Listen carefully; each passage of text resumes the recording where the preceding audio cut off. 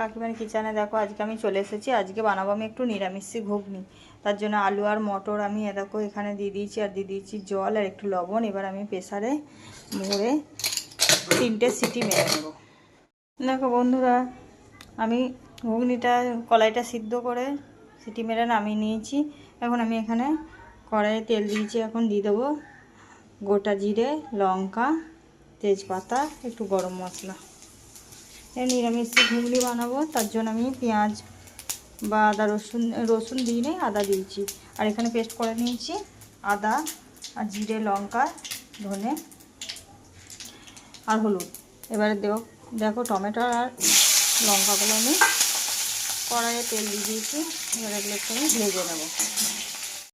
দেখো আমার এগুলো ভালোভাবে ভাজা হয়ে গেছে। এখন আমি পেস্ট করে রাখা মশলাটা আমি এখানে অ্যাড করে ভালো করে মশলাটা কষিয়ে নেব।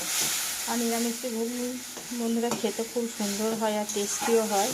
তোমরা এভাবে বানিয়ে খেয়ে দেখো, খুবই ভালো লাগবে। মশলাটা আমার কষানো হয়ে গেলে তারপর আমি এবারে দেখো আমার মশলাটা কষানো হয়ে গেছে আর তেল ছেড়ে ওপরে উঠে এসেছে। এখন আমি এখানে আলু আর কলাই সিটি মেরে রেখেছিলাম, সেটা এখানে অ্যাড করে দেবো। এবার আমি একটু ভালো করে ফুটিয়ে নেব, তাহলেই আমার নিরামিষি মটরে কলাইয়ের ঘুগনি পুরো রেডি হয়ে যাবে।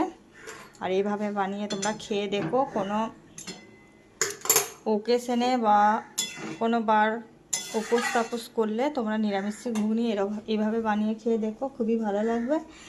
আর যদি ভালো লেগে থাকে তাহলে লাইক কমেন্ট শেয়ার করতে ভুলো না, আর চ্যানেলটা সাবস্ক্রাইব করে দেবে।